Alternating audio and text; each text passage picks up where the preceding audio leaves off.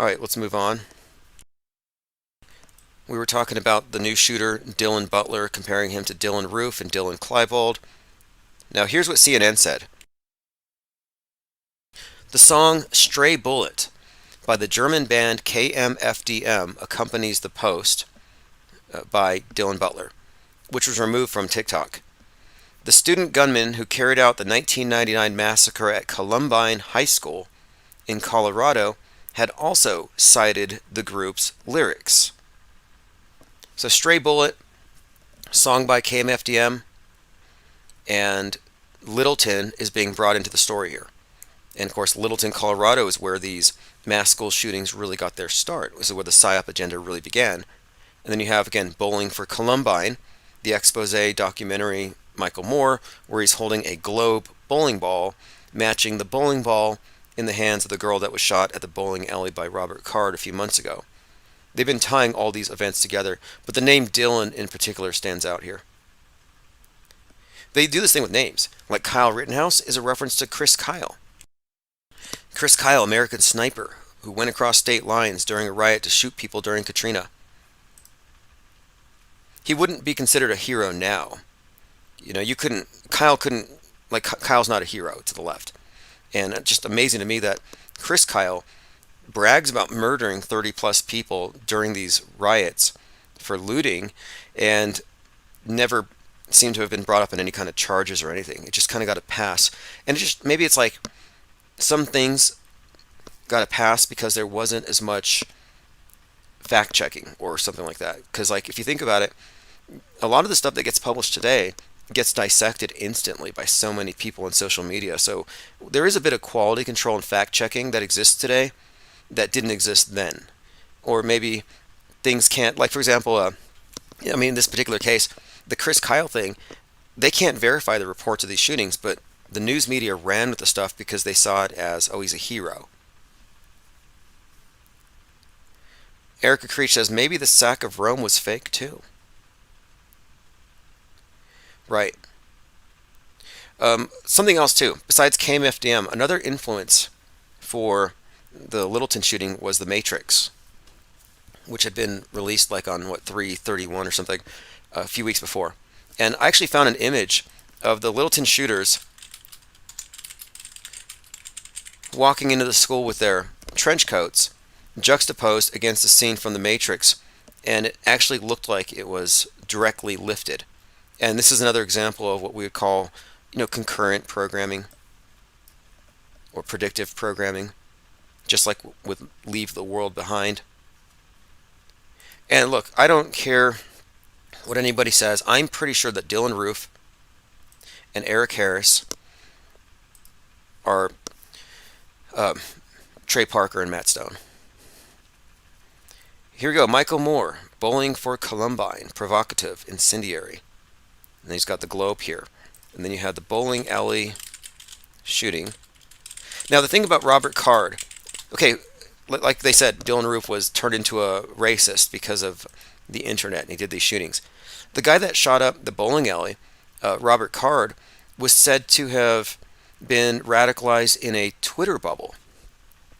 So, what do we have here? We have Disease X. Yeah, he caught the rage virus on the internet, and then he goes out and he shoots a bunch of people. And that's Robert Card. What we know about the main mass shooting, and that was like Lewiston Strong. They had a bunch of places shut down, but one of the stories was with a witness who was holding a bowling ball that looked like Michael Moore's bowling ball. But this event was again blamed on Disease X. And they're going to do the same thing with the mushroom cloud. When there's a nuke, they'll say, yeah, it's bad that people got shot. It's bad we got nuked. But the source of it, the root problem is free speech. These ideas wouldn't have gotten out there, wouldn't have radicalized these people if it weren't for this.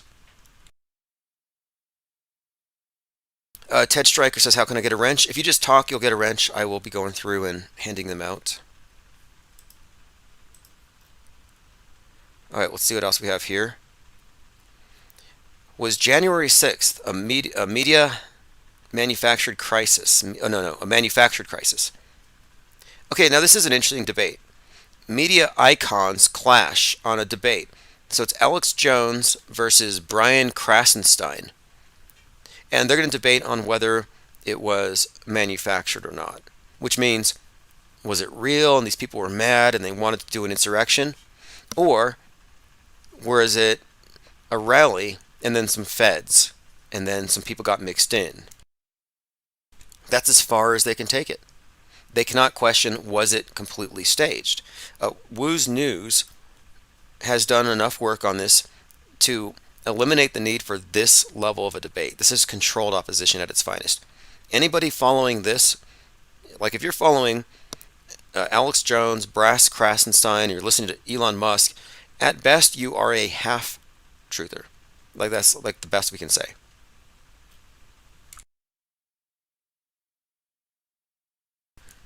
Let's see what else we have here. More stuff from Right Wing Watch. This is MAGA-stan. America is now MAGA-stan. And the MAGA ban is getting very agitated. And they love this because now whenever they pull off a big psyop, everybody's going to have seen it coming. This is Bill Cook that says that God says it's... FBI. I'll let him speak for himself. This is Bill Cook talking about death to the infidels. Keep doing it. Because death is about to execute a no-knock warrant on you. He's going to invade your domicile, this body, and take you out of it. And when he does, you're going to stand before God. And it's not going to be pleasant. You're going to see the love of God, but it's only going to be for a fleeting second. When God's finished with you, he will send you to your eternal destination, eternal hell. All right. God will send the non-believers in MAGA to hell. This is MAGA Akbar. And this rhetoric is being added to this growing body of what will be kind of evidence. I mean, they're pre-convicting MAGA of being terrorists. That's why I say MAGA ban. It's a setup. From Quran to QAnon, from terror cells to incels, it's a setup. Great Satan to deep state. And what they're building up for here is the crescendo, the turning point, the nuke. Now, I want to get into this conversation too. I want to talk about this Iowa thing. So here's the shooter. Breaking: Iowa police confirm 6th grade student killed by gender fluid Dylan Butler. So Dylan Butler's gender fluid, just like Ashley Hale was trans. And this is why Jack Pizzagate Posobiec brings this up. It's the moral panic on the right, contrasted with the panic-demic on the left. But Alex Stein goes out there to the scene, and he starts telling the police that they're all cowards. He's histrionic. He's very emotional. So let me play this clip, and then I want to show you how I got some blowback for criticizing this. But I want to explain why this needs to be criticized. So here's Alex Stein. The cops in Perry, Iowa, stopped answering questions about the school shooting. On what Dallas later on today, what you're seeing right now is behind me. It looks like a random journalist who's trying to get questions answered from the state troopers, but obviously, I mean, they've already said that they're not going to be taking any more questions.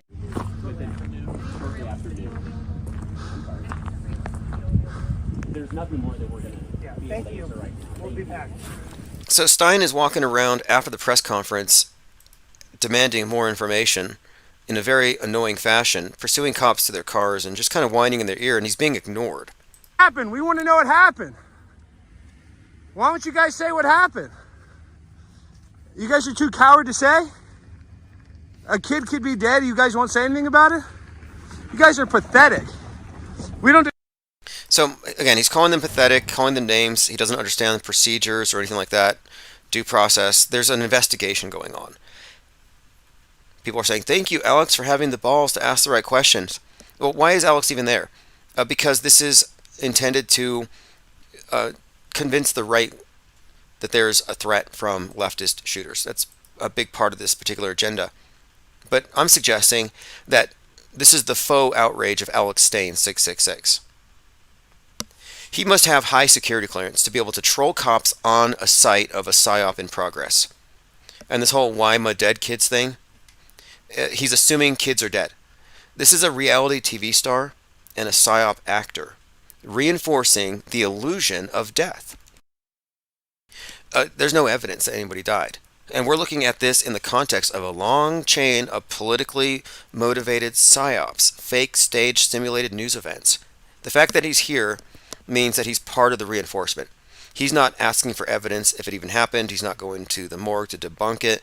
This is not coming in here to debunk it. This is coming in here to reinforce it. That's my point. To which I had some people coming along saying things like, he's asking the right questions. And this is from Unindoctrinated on Twitter. And that's because I said Alex Stein 666 is out there in Iowa auto-believing the crap out of the hoax. He's been exposed here plainly as controlled opposition pushing fake atrocities as real. And for that I'm told, oh, he's asking the right questions.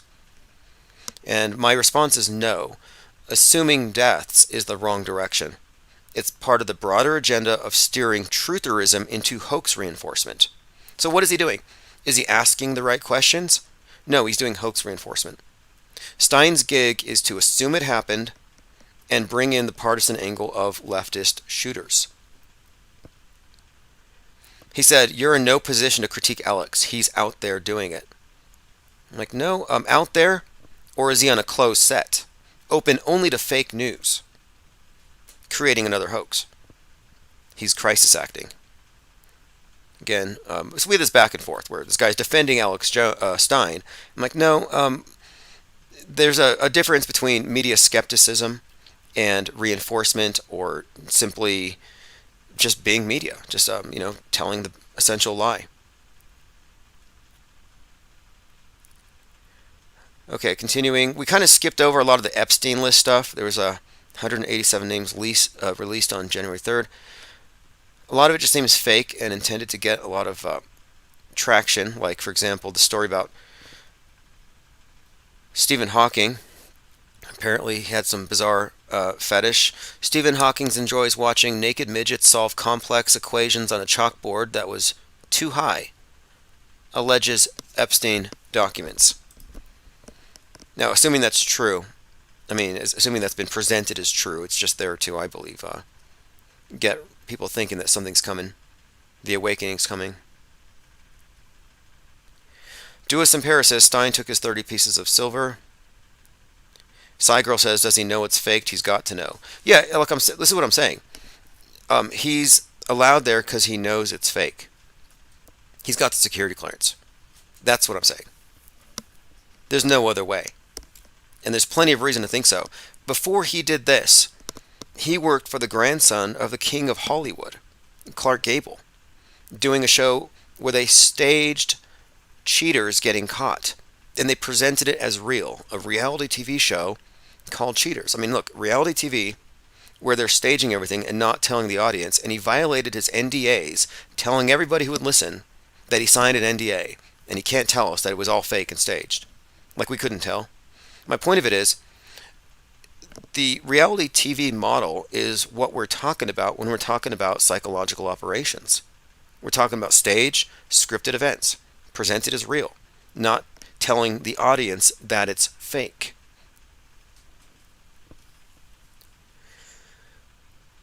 All right, let's continue here. Epstein list, boring stuff, nothing burger as I predicted. I said that too. I said it's going to be a nothing burger. So I have a critical comment here by Trap Game 2012, who probably had that moniker before 2012 and is still carrying it around 12 years later, and 2012 never happened. He said, Tim, you're wrong about predictive programming and karma. That is what this is about. If you weren't busy worrying about infinite planes and looked into soul trap theory, you would understand. What he's suggesting here is that predictive programming tells us what they're going to do so they can karmically get away with it. And I'm saying no. It's because they're writing our history. They're writing it into our culture, into our subconscious. They're creating myths that we live in. They're writing our internalized representation of the world into existence every day. It's a spell. But anyway, they prepare us for the fake stuff by making it seem like it's the natural result of everything that came before. But I'm not at all of the opinion that predictive programming tells us what they're going to do for real. Like they're predicting crimes or they're telegraphing crimes. No, it's fake when they present it. But in order for you to believe it's real, they have to condition you for it. I don't think it has to do with karma. Although this could be a soul trap. I can't rule that out. Okay, let's continue. We're making progress. Catching up on my minds.com. So we covered the shooting here. This is another one. State government buildings all over facing bomb threats. Government buildings in Mississippi, Arkansas, and Florida have received bomb threats. This is a day after 8 Capitol complexes against the U.S. had to be evacuated.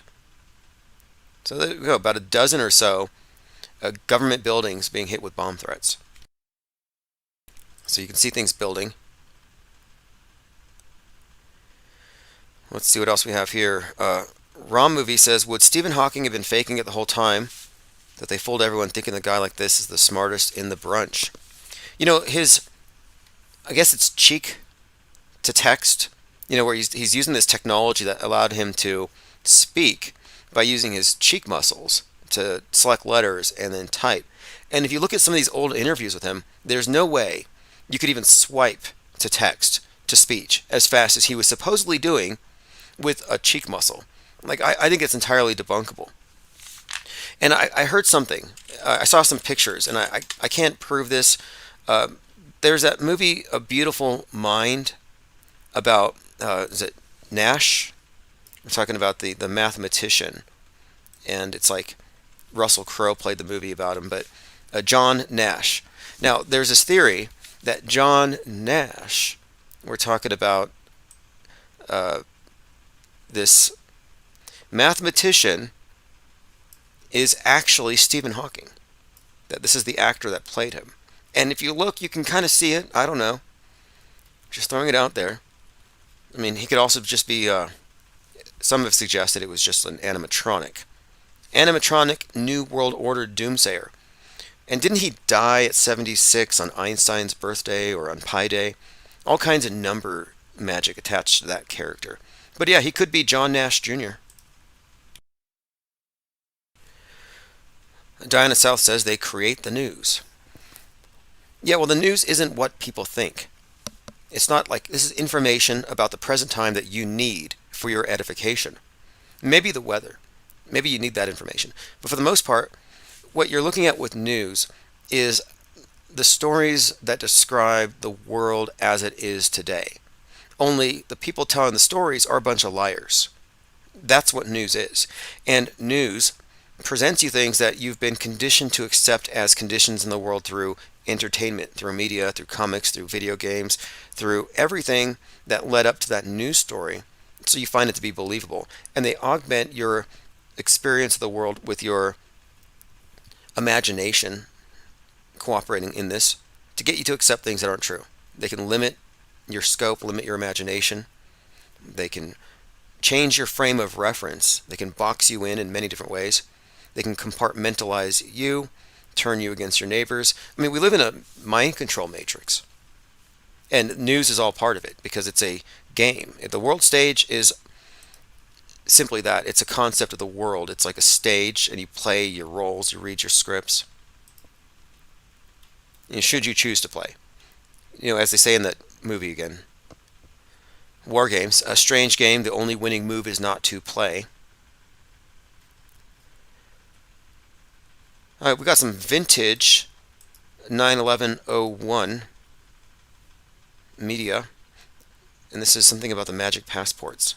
On Saturday, New York officials revealed at a news conference here in the city that a hijacker's passport was found blocks from the World Trade Center crash site, if you can believe that. No other details. If you can believe that, I can't. Believe that. Or crash site, if you can believe that. Crash site, if you can believe that. No, I can't. I can't believe that. I won't. I refuse to, in fact. I need more evidence before I will believe that. Does anybody believe that? And if they will lie about that, they can lie about anything. I mean, this is This is why I say truthers today are half truthers if they think people died on 9/11 or 1/6.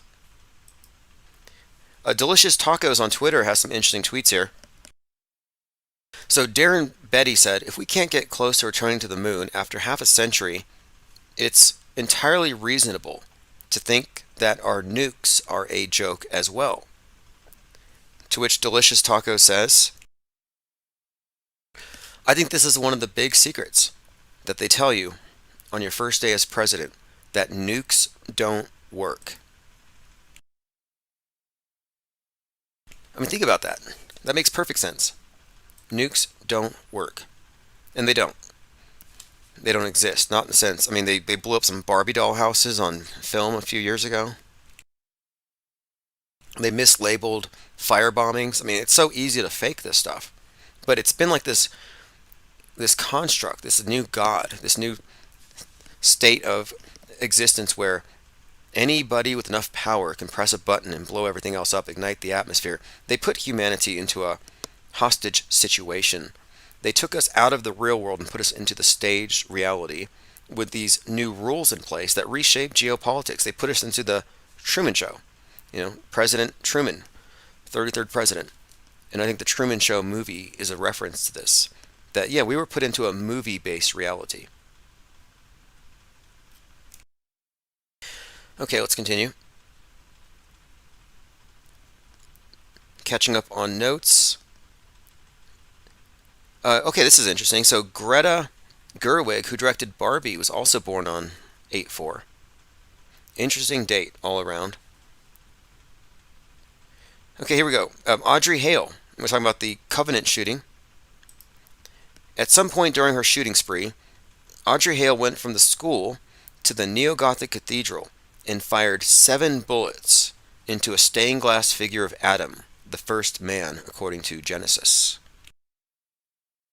Now again, the symbolism here, leftist, shooter, trans, just like this new shooter, we're talking about non-binary, and then this in the context of Barbie feminism, the nuking of, well, rather the destruction of the nuclear family, the Kenification of man.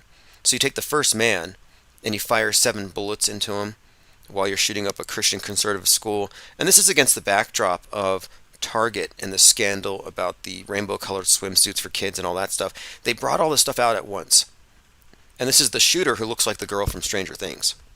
But the fact that she shot Adam is significant here because of course, the iconoclasm, the destruction of the male, and of course, the Whore of Babylon thing. But also, the shooting of Adam here pertains to Stranger Things, too, where the character L is number 11. L is short for 11. She has to destroy number 1, the first created man in this mind control program. So it's another tie-in to Stranger Things. All right, let's see what else we have here. Fakeologist posted this nuclear ever-changing narrative that they may be working out some way to fake it without having to present any fallout, which they can do with thermonuclear. Something to look forward to. Okay, planes dropping out of the sky. This is from Daily Mail. Your mobile rendered useless just like your car. Netflix film portrays a nightmarish scenario that security experts insist is a very real prospect. How will you survive the day an enemy switches off the internet? This is Daily Mail, just talking about leave the world behind. Like, oh, look at the scenario it presents. Then here you have it, Boeing permanently grounding the 737 MAX, or how about they're suggesting it. Alaska Airlines has announced they will temporarily ground its entire fleet of 65 Boeing MAX 9 aircraft due to Friday's incident. So we're talking about leave the world behind, planes falling, predictive programming. I'm going to open up phones here in just a moment. Anyone who thinks Ashley Babbitt is dead is merely parroting a contemporary myth, a fake martyr, just like all the BLM martyrs. Truthers are lost. Trump is in on it. He's not going to wake up the world. He's part of the circus. What does a rigged election mean when the reality itself is rigged? Okay, we're going to be back in just a minute here with open phones. I have to turn the phones on and put the number up on the screen. And we'll talk about any of these subjects and anything else that has crossed your mind. We'll be back in just a moment, and this is Chief Crow Auto Hoax, and I'll put a link to the video below. Make sure you go there and share it, and of course comment, tell them that the IPS think tank sent you. We'll be back in just a minute.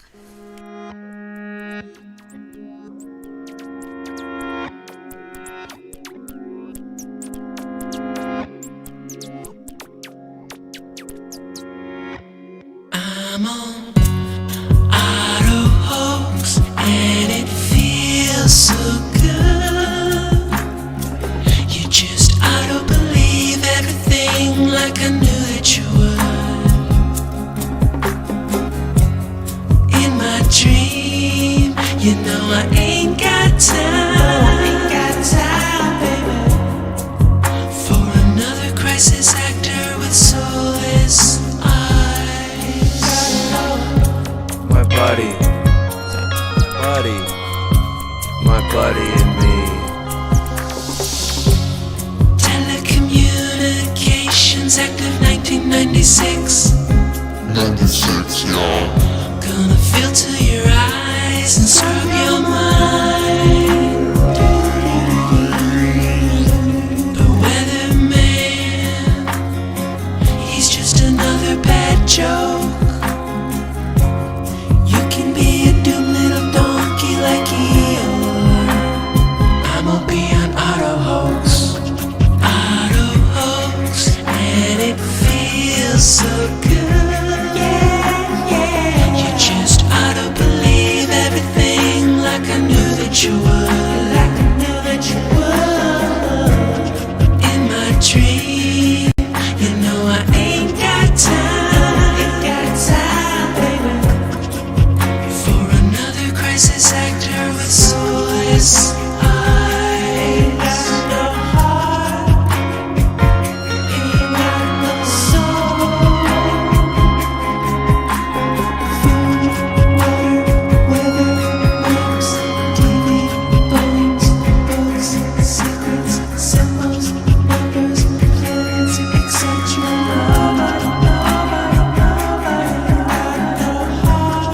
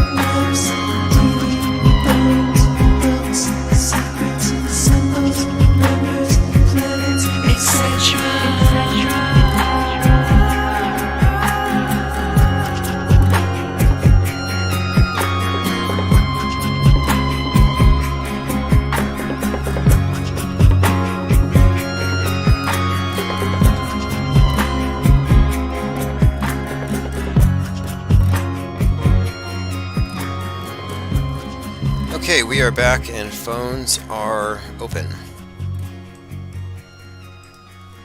If you have any additional information, puzzle pieces that don't quite fit, complaints, constructive criticism, all of it's welcome. Let's see, a quick update here. Anybody in Los Angeles? We do need an IPR reporter in Los Angeles. If you're in Los Angeles and you want to go down to the U.S. District Court Royal Federal Building on Temple Street on January the 11th at about 1 p.m. We need someone there to cross paths with Garrett Ziegler and Marco Polo, a.k.a. Marcus Paul, a.k.a. Marcus Goldfinch, a.k.a. Q, to serve papers, or at a minimum, just get a quote. We need someone to ask Garrett Ziegler about his special relationship with George News's Marcus Goldfinch. Just getting that question on video and a response is all we really need here. because this is a scandal that needs to be broken. The fact that QAnon, the person behind many of the drops and a huge part of the operation, is friends with Garrett Ziegler, who's the subject of a lawsuit by Hunter Biden suing this guy for hacking and privacy violations. And of course, Goldfinch is somebody who's being sued in a lawsuit against YouTube that I filed. So there's a perfect opportunity here to draw attention in a very public way to this person's connection to the White House press corps. And it's a big deal. I can't really overstate how big of a scandal it is. The leftist media will tear it apart, because what we can reveal here is that the Q operation was centered in the White House, and a White House press corps member is a part of it. Like, that's a scandal. And it also takes away Trump's appearance that, he was able to somehow convey plausible deniability. Like, oh, he didn't know Q. No, the person behind it and many others around him were actually in Trump's shadow, and we can prove this. So again, if you're in Los Angeles on January the 11th and you want to go down to the courthouse and do any kind of live reporting, I can provide further direction and information that will help you to meet the right people there. And we're not talking about ambush journalism or being rude or anything. I just think it's a matter of finding people where they are and approaching them politely and asking pertinent questions. And this question is something that needs to be discussed, because I've managed to get this person to admit, at least that they're friends. And this is a big deal, and opens up some doors for me as far as my bigger legal strategy. And speaking of which, again, Google got served today, and that is moving forward. We'll have more information on that as we go, but I have confirmation that their registered agent received the paperwork. All right, let's move on. I want to go through the Gilded site because there's a lot of good research going on there, and I'm trying to catch up on it. So we talked about this, the path of the 2024 total solar eclipse, which ties into Leave the World Behind and the X Map and Chandler Bing / Matthew Perry. It goes through Waco, which obviously connects to this whole year and Trump and his campaign, which kicked off in Waco. As the Netflix movie Waco, American Apocalypse, and the anniversary of Waco were all also concurrent. Getting my scroll on, just give me a moment here. There's quite a lot that's been discussed in the last 24 hours. And if you want to join us over on Discord or on Gilded, where it's more active, go to ips.monster. And we don't do a lot of thought policing. It's just that we've had channels taken down with years and years of work, years of creative content, jokes, memes, and it's all been deleted so people could drop blue pill anti-vax level claptrap. We lost a server over it, so we kind of delete that stuff. Like this post here by the guy that was posting the racist stuff in chat earlier is about the vaccine and the polio virus. It's like, who's talking about vaccines in 2024? Like, it's not even a current thing. And if somebody hits report content, you can lose the channel. Like, this is how screwed up it is today. And Eat the Bugs with Greta. It's like, look, 2020 called, they want their memes back. Let's get a little current. Like, we're at the point where we're splitting from controlled alt media. We're not propaganda mules carrying around their menthol-laced red pills. Or at least most of us aren't. We have to move past that.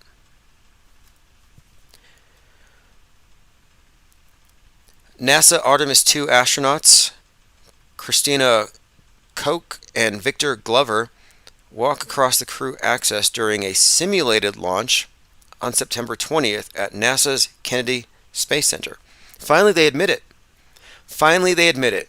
A simulated launch. Has there ever been a launch that wasn't?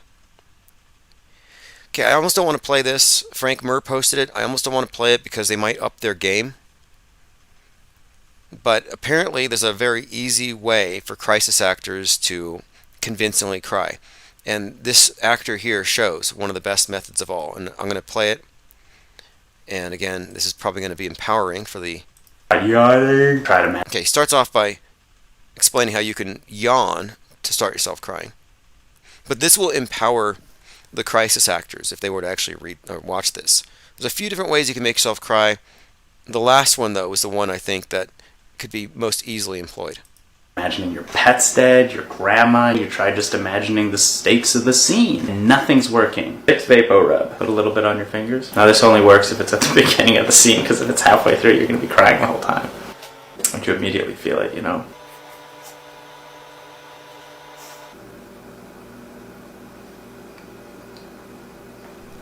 Look, there are people in the comments on videos like this. If you can fake cry on camera, people will cry with you. And here he is crying. Little Vicks Vapor Rub under each eye, and he's crying on camera convincingly. I'm barely up to 9 p.m. from yesterday, scrolling back through our Discord server. One of the big things, of course, was Miami and the reports of the big aliens. Nothing to substantiate it, no evidence, just blurry footage and rumor. So people are saying it's a cover-up. And that just says something about standards of evidence. That's pretty much the standard for everybody. It's like if it's on the screen, it's believable. They believe rumors. They get their information as kind of like osmosis, like this buzz. And they just hear everything and they just take it all in. There's no filtration. There's no filtration for media.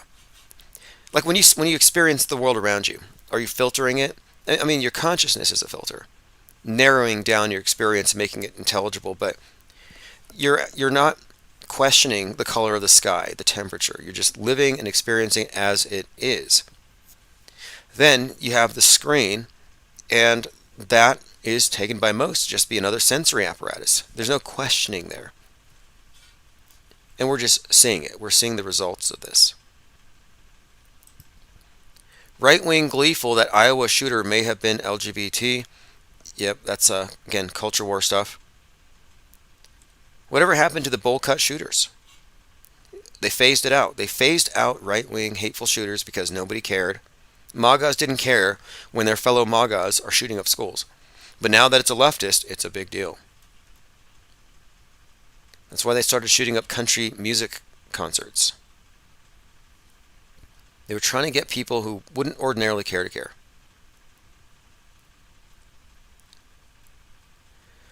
Okay, again, we're just going through my notes on oh, this is interesting.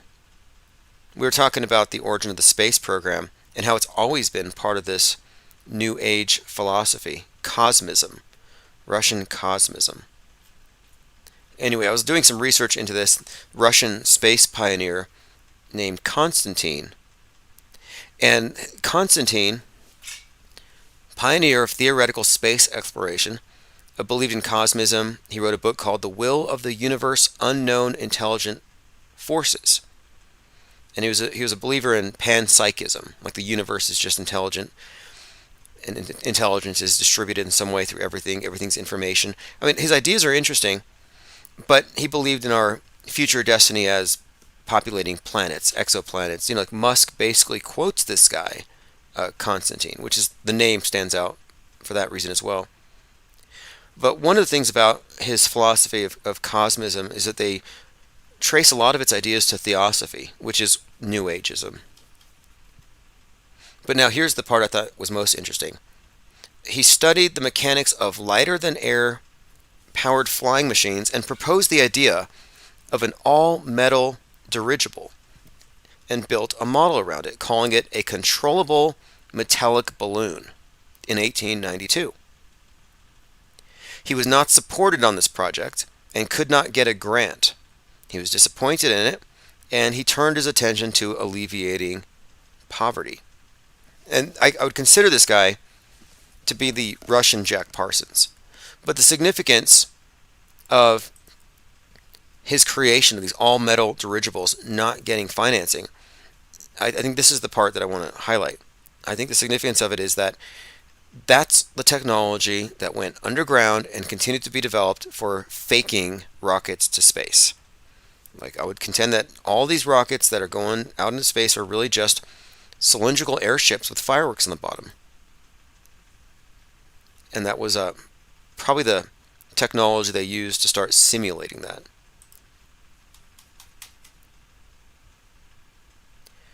All right, let's see what else we have here. Diana South says, aren't the Mormons going to inherit their own planets where there will be gods over their wives? Yes. Okay, now that's not even a novel concept. Like the Mormon concept of the celestial kingdoms, heaven, going to exoplanets, these are all the same thing. So the idea of a Russian cosmism and exoplanets and space paradise, that's pretty much the idea of celestial kingdoms, selling people on heaven. That's why the rocket and the obelisk are, I think, synonymous, because they both are symbolic of the God, not just the God of the world, God of resurrection, but of ascension into the heavens, into these higher realms. The space religions are repackaging the archaic heaven, and that's why it's the same thing. Kind of interesting, too, that you have the book called Space Relations by Donald Barr, who worked with Jeffrey Epstein at a school. Donald Barr, the son of A.G. Barr. But it was like a book about elite owning planets and populating them with sex slaves, just like Epstein Islands, that kind of idea of these islands out there. Kind of a strange connection, but in a way, the idea that the elite are able to essentially, be gods over their own little worlds. I mean, I wonder what they're being promised.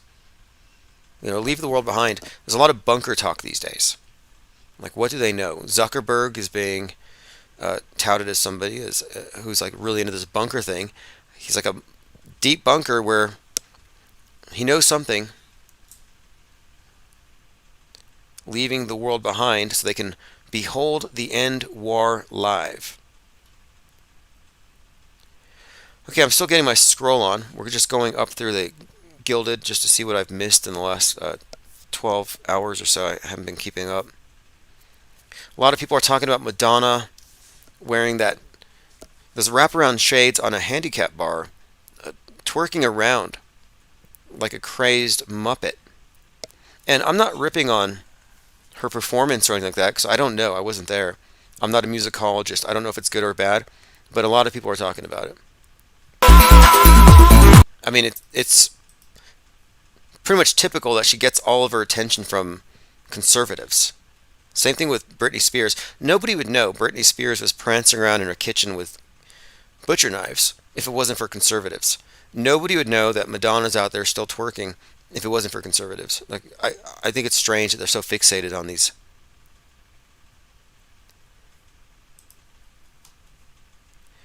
Okay, I guess we found some more research here. I have a lot more here on the shooting in Iowa. We'll continue to go through this one. Iowa school shooter 17 ID'd after killing 6th grader and shooting 5. Dylan Butler. Very low body count. And as Trump said, just get over it. Epstein documents, huge nothing burger. I haven't seen anything yet. For all the hype. And this could be the point. It could be that the hype for these big revelations is what keeps these communities together. The digital soldiers, the QAnon types. So they have this big reveal. It's going to happen. It's like, oh, look, they're going to drop the Epstein docs. Now we're going to be vindicated. They get really high. They hang out together. They high-five each other. They tweet emojis like it's going out of style.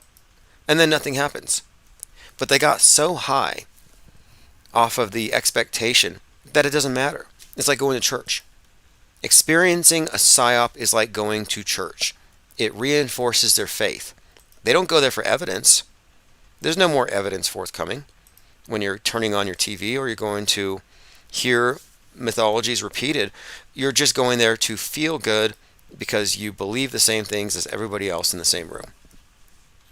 And these media psyop events synchronize people, and that's their big power. The power to synchronize everyone's minds, whether they want to be focused on it or not. And the people who constantly focus on the current thing reveal themselves as NPCs.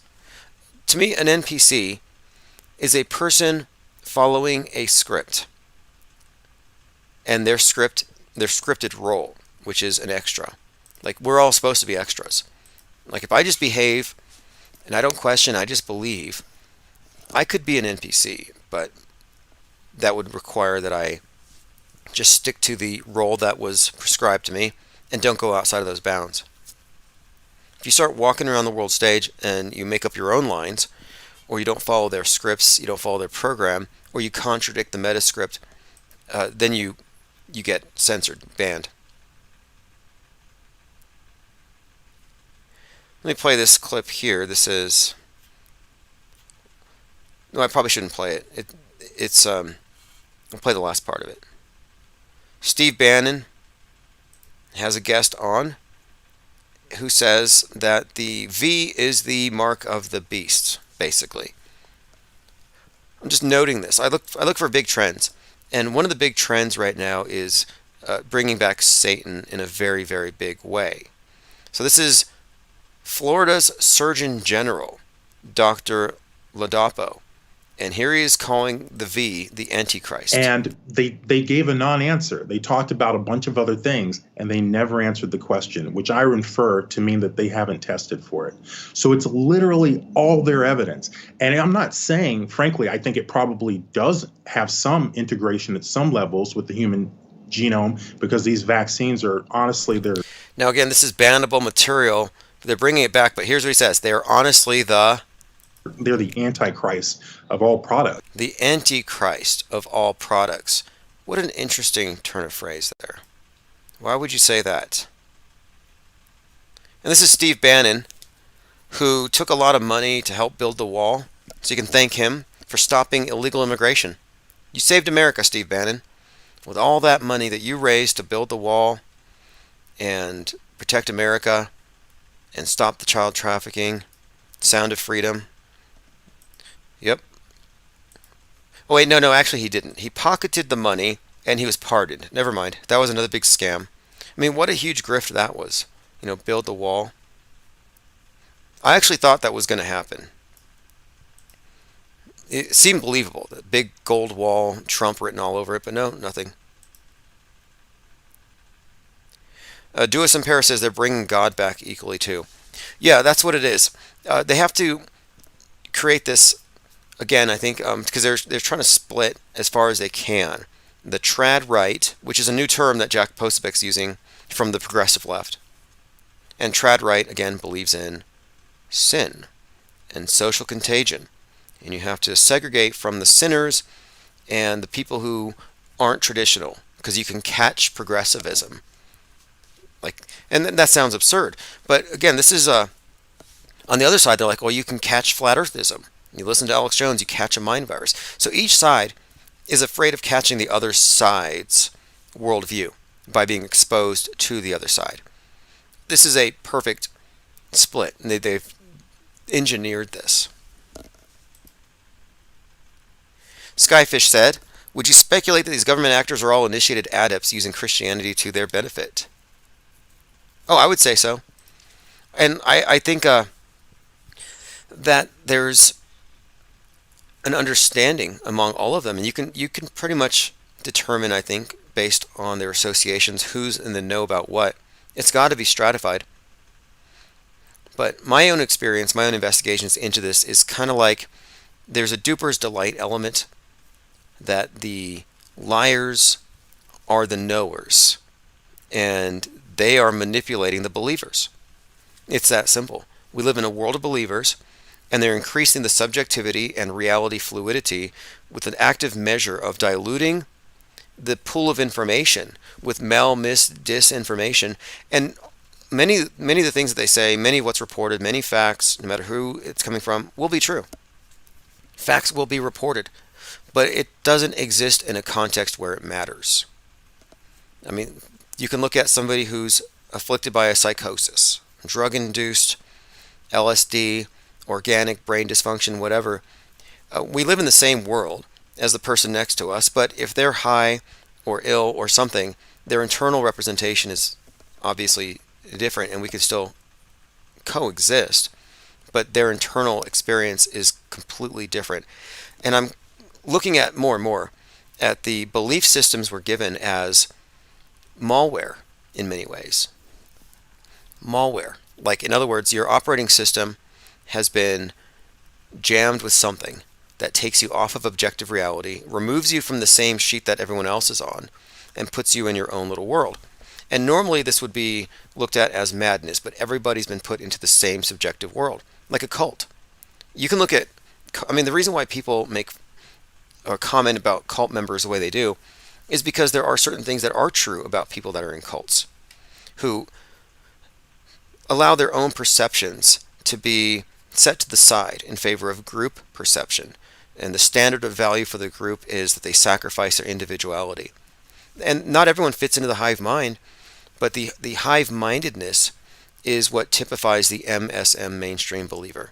Go with the flow, don't question the authority, put a mask on your mind. True believers. So just to be clear, in my view, the mainstream media writ large is the world state de facto state church. And its objective is world view synchronization. But they don't want us to all agree, oh, this is how things are, let's all agree on the truth. No, they have the truth for the believers, which is kind of like an umbrella reality, and then you can have any number of competing ideologies beneath that. I mean, look at the space religion, what it's done. Nasatology, which is a scammier version of Scientology. Scientology has better actors. But Nasatology is the dominant religion. And it's a space religion. It's a utopian religion. And you can be a Christian, Muslim, Jew, or atheist, and you're still part of the Nasatology. It's the umbrella faith. Oh, let me turn my ringer back on. Okay, ringer is now back on. Sorry about that. I just missed a call. So if you want to call back, by all means. Phones are open. 505 349 0420. And look, a lot of people go along to get along. Truthers, aka half-truthers, have consistently used shame to try to push the auto-hoaxers out of the scene, to destroy the concept of auto-hoaxing. Don't call it a hoax until you've investigated it first, because you don't want to hurt the feelings of a victim. Yeah, let's not save the world because somebody's feelings might get hurt. Infinite Plane Radio. Hey, what's up? Hey, what's up, Tim? How you doing? Hey, thanks for calling. This is Happy Insurrection Day. Yes, happy J6 to you, and, well, of course, happy New Year to you. Speaking of J6, man, I've seen Woo's news, and I've seen both videos. There's one thing I'm hoping in his third one that he adds in, because I'm not sure if you're familiar with the Transition Integrity Project that was held sometime in June or July. I know the article that came out about it was in the Boston Globe on like July 26th of 2020, where it was like a tabletop discussion at Georgetown University, simulating and gaming out what would happen on like the election, and how Trump would like refuse to concede to Biden, and there'd be violence in the streets. And I mean, it's just another thing to add on, like a breadcrumb that, you know, the whole thing was basically scripted out and planned. Transition Integrity Project, like TIP, like InfoWars, Tip of the Spear, and then Q Shaman with the Spear. Yeah, this sounds like an Event 201 exactly. Type thing. Absolutely. I'll have to look into that. Exactly. Yes, definitely look into that. And I'm driving, so it's probably loud on my end. But another thing that I wanted to bring up, you've been talking about looting in certain stores and how they just pretty much let it happen and all this shit. Sorry, pardon my language. But anyways, I live out here in Issaquah, Washington, and at our local Target, they now are casing up, locked and casing up, like under thermal undergarments.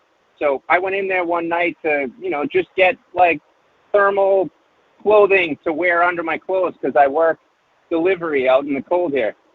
and I had to like go and ring a buzzer just to pick it out because the thing is locked and cased up, and I was like, oh my gosh, it's just crazy. And then like you go around the corner and like the wine isn't cased up or anything like that. I mean, they have their liquor and alcohol cased up, but the wine, certain other things. I mean, pretty soon it's pretty much going to all be drive up, pick up. They'll come out to your car just like Target already does. And I mean, the people who work there, you talk to them about it. I'm like, this is pretty crazy. How long you guys been doing this? He's like, I don't know. It's just, it's just how it is now. And I'm like, man, people just have they can't even talk logically and talk to you about things that they should be able to see. I mean, it's just, but I mean, they're working at Target. They probably hate their job. I mean, so what do I expect? But Yeah, it's but just sad, look, you're right though. Look, since when are we ambivalent about theft? Like, where's the outrage? And I think what they've done here is maybe that they've done this on purpose. I've been saying they did it on purpose, where they're like, let's allow the looting to continue low key in order to change the new normal into everybody buys online, which allows for more centralization of the goods and services, everything being tracked. Like, I kind of think we're looking at the destruction of the free market by design, and they want us to be mad. Oh, They right. want it to be ridiculous. Oh, I got to go to Yeah. Target so I can press a red button and wait for somebody to open this because there's no presumption of innocence. We're all thieves. Like, why are we all being punished for this? Well, we're being punished because they want us to change. Exactly, and you're right. It's a little red button that you have to press. And my wife told me, because she went in there too, because she went to get something else one day, and she was like, "Oh my gosh, I had to wait and have them open it." And they hire people just to do that. I'm like, just hire more security or something. I mean, not that I don't know. It's just so ridiculous and obvious if are on the more enlightened side that people like us are, and you just kind of see things like for how they are. But I mean, you try to talk to people about this stuff, they just can't even. It's like people are so illogical now. It's like for me to even try and describe them when I talk about them, it's hard because like there is no logic. I can't even logically think to describe someone who's so illogical. It's so everything's so mind crazy now. Like you try and think about things, it's like a mind warp. But Yeah, I get that. There's a lack of situational awareness. There really is. They just don't have a yeah, clue. And it's like, it's just the fact that priorities are largely dictated by the PSYOP entertainment complex. It's the current thing. And they won't get outraged about something unless they're told to be outraged. And it's totally selective at all times. But yeah, we're just watching apathy. There's an apathy here. Like here at the Walmarts, they had self-checkout. Well, apparently we can't be trusted with that. This is why we can't have nice things, because people are stealing, and they shut it all down. So now everyone has to wait in line again. It's like, hey, we're going back. We're going backward, and right. nobody's stopping it. Yeah, it's pretty sad. But oh, you guys you mentioned one other thing earlier in the show about a Steven Spielberg film. I remember a film he put out called 8 Millimeter. I don't know if there was any weird predictive meta-scripting in that, but I believe it had something to do with a train and maybe aliens or something. I'd have to go back. It was a Super pretty 8. interesting Yeah, movie. Super 8. But Super 8, that's right. Okay, that's right. But yeah, that made me think about it. Okay, I'll take a And look at it. I'll one take a other look. thing, Steven Spielberg is a yeah, massive scripter in all these things. We often talk about meta-scripters, and Spielberg's a big one. yeah. And another thing about the this is my last point. I'll let you go because I'm probably pretty loud to talk over my driving here. But on that Dark Knight clip that you showed with the Corona ball and the bomb and the mask, it reminded me of how Christian Bale on the set, and I thought it was the set of that show where he had a freak out about something. And then it made me think about during the pandemic, Tom Cruise had a freak out about people not wearing their masks on set. And I was like, oh, very interesting. But it turned out that Christian Bale did it on like the previous Dark Knight or something. But it just kind of made me think about the mask and how Tom Cruise was freaking out about people not wearing a mask, but silly stuff. No, maybe something. And for people who don't know, yeah, The Dark Knight Rises has a scene where Christian Bale's character Batman tells the other guy, wear a mask, not for yourself, but to protect the people you love. And this is like 2013, 2012. This is before, years before Fauci said it. And then he throws a COVID ball looking smoke bomb, and it creates a mushroom cloud. He says, count to 5 and throw it. And I took that to mean 2020 to 2025, from COVID to nuke, will be, 5 years.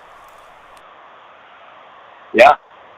Yeah, no, I've heard you talk about it. It's a crazy clip, man. And and anyone out there listening, got to go check it out. But yeah, hey, thanks for the call. Tim, I'll let you go. Thank you very much for the call. Yeah, man. I will definitely play that clip again. I'll find it again and I'll send it out there, because that's predictive programming that shows that following COVID is a mushroom cloud, and it's a Christopher Nolan movie, and he directed Oppenheimer. So there's another clue.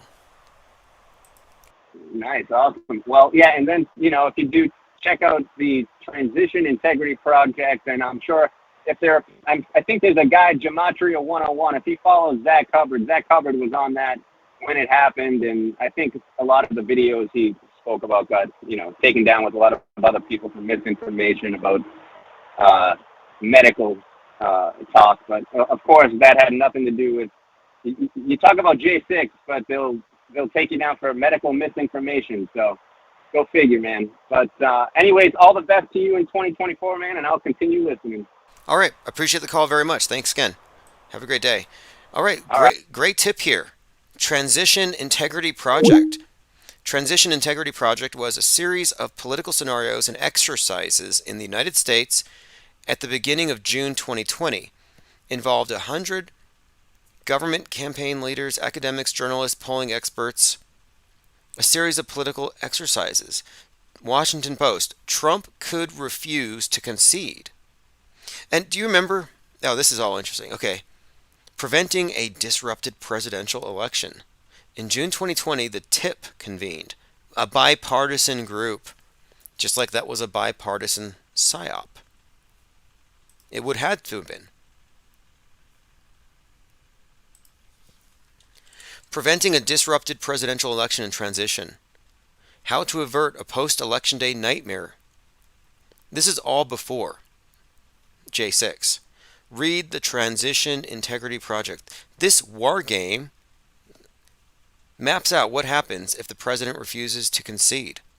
So it's a war game. This is when they probably recruited and trained and practiced with all of the 1,000+ actors that would be required to simulate the January 6th riot.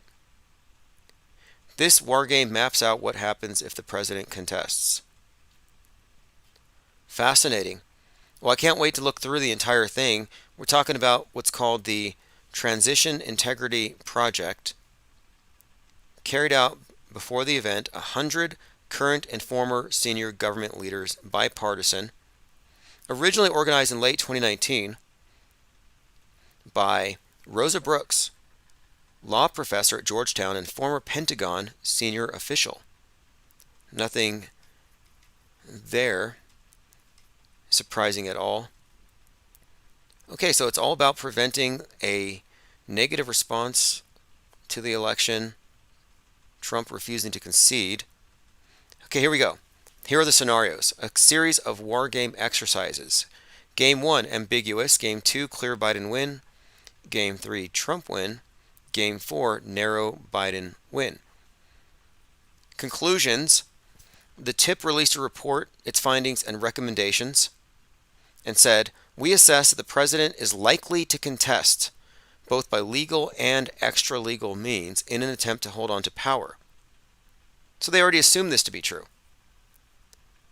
The unprecedented deployment of federal agents to put down left-wing protests underscore the extreme lengths that the president will go to stay in office. These risks can be mitigated. The purpose of this report is to spur stakeholders to action. All right, well, here we have it.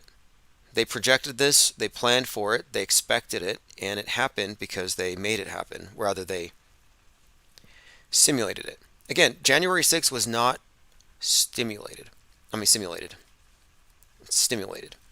They were not stimulated, rather. It was more like I mean, the best way to put it, in my view, because people will say it was a false flag, and if you say it's a hoax, that doesn't rule out some of it was real. So I think we have to really point out, as Woo's News did, that you had the real gathering, and then you had the fake event, and it was made to look like it was stimulated by agitators, but in reality, anybody there who would have been, quote, stimulated or incited to violence would have been actors as well.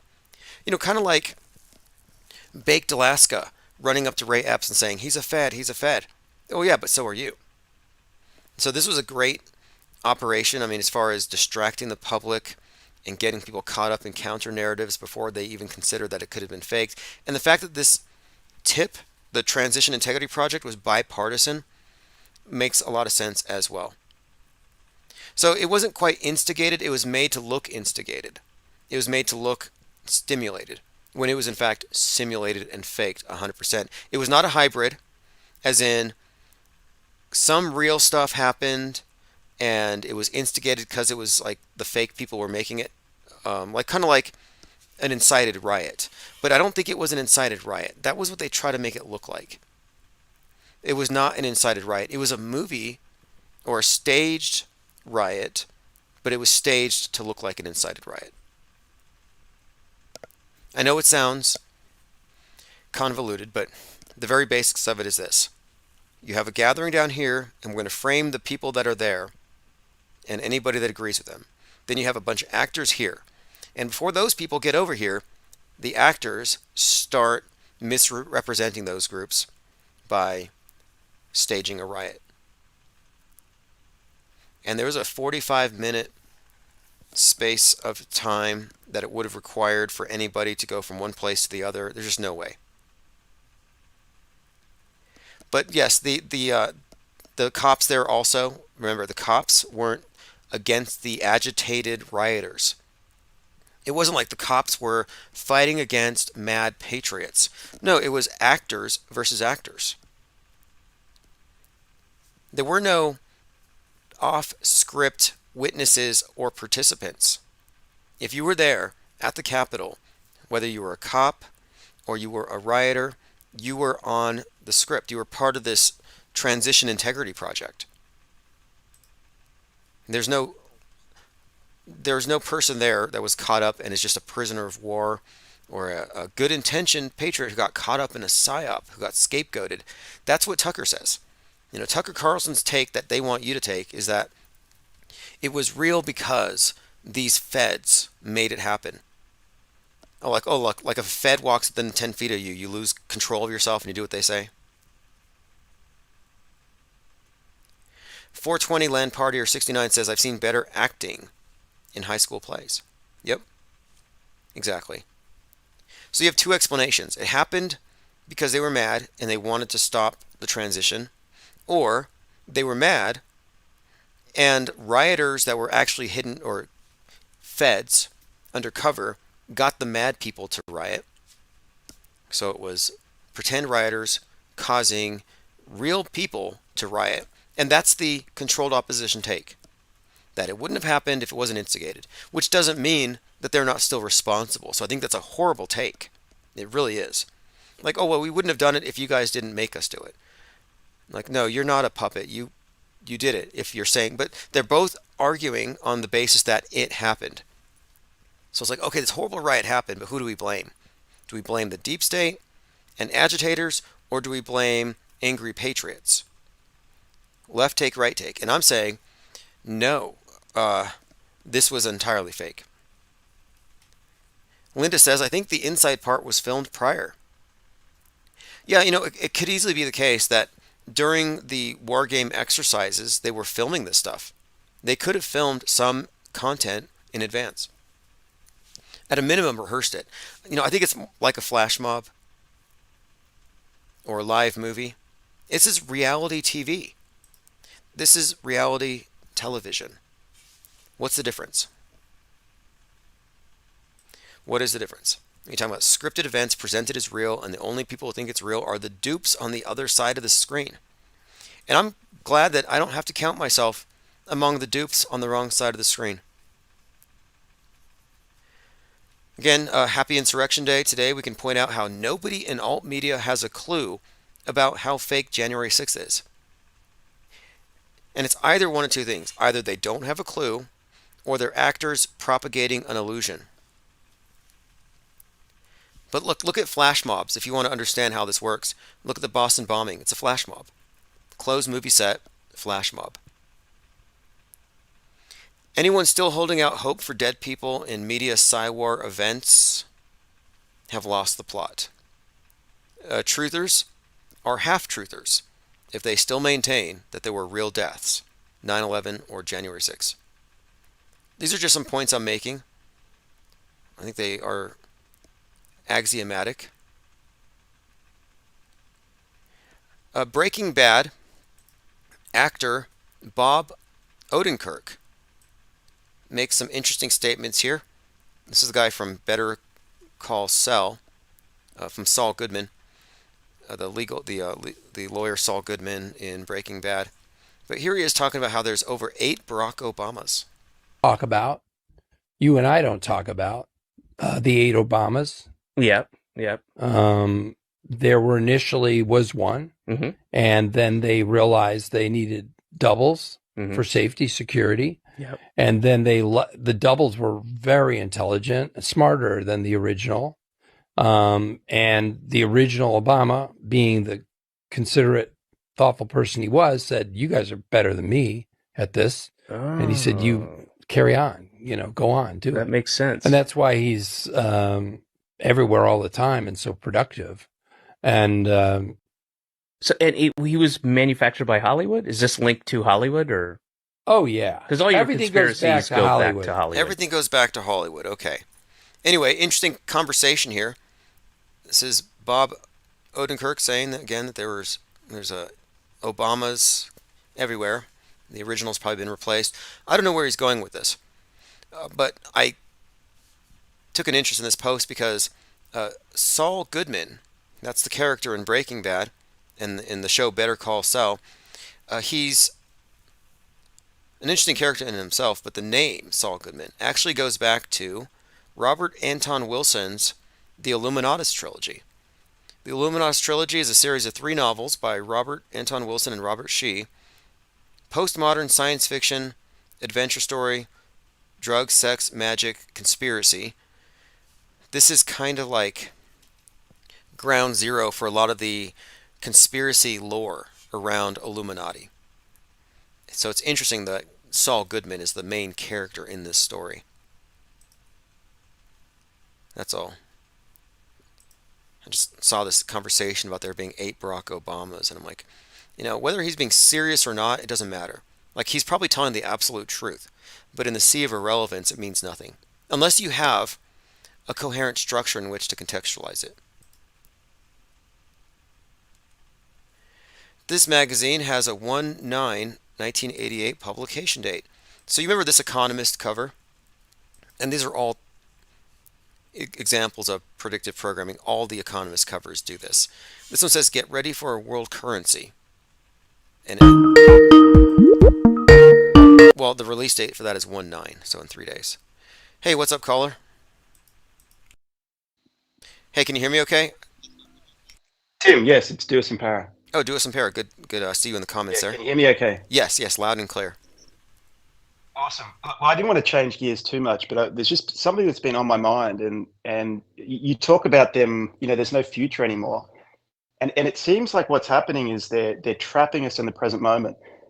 And what made me think, like Mango Penguins, I think it was mentioned in the chat that she used to listen, or he, whatever it is, used to listen to the High Side chat, and I did too. And I was just reflecting on those times. It was maybe 7 or 8 years ago now, where you had time to sort of form a context or form a perspective of life, what's happening, sort of,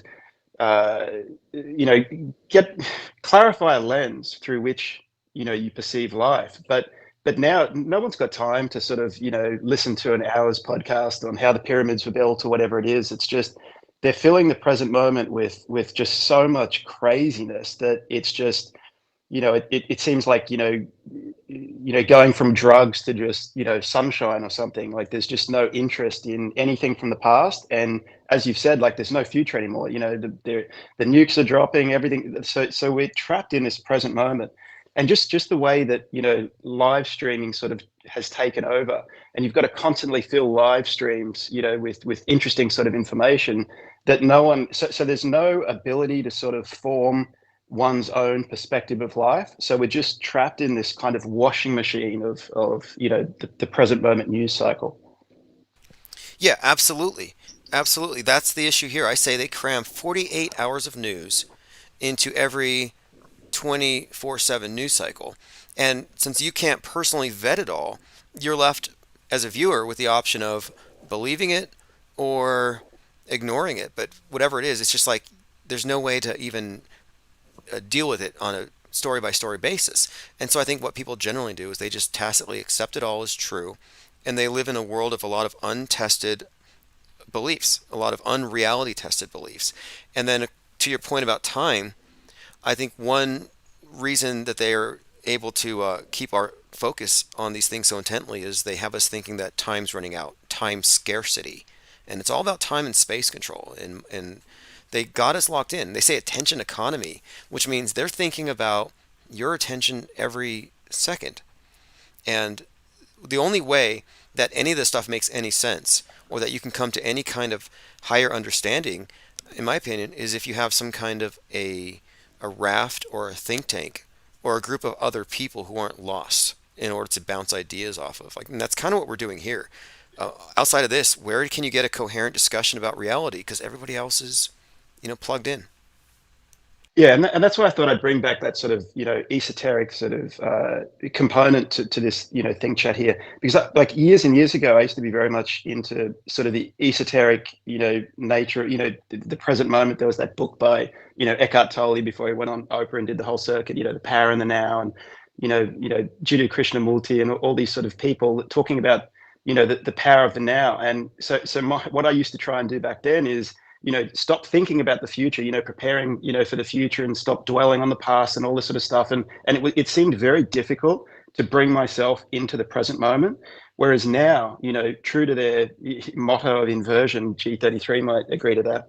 It seems like now it's very hard to escape the present moment, and every now and again, you sort of have to pinch yourself, and it's very hard to see past 2025, and I know they're talking about 2030, but are we going to make it? There's space lasers in Maui, and there's nukes about to drop, and everyone's dying of the V and all this sort of stuff, and it's just like, so I find it very interesting that there used to be some sort of peace in quote unquote escaping to the present moment.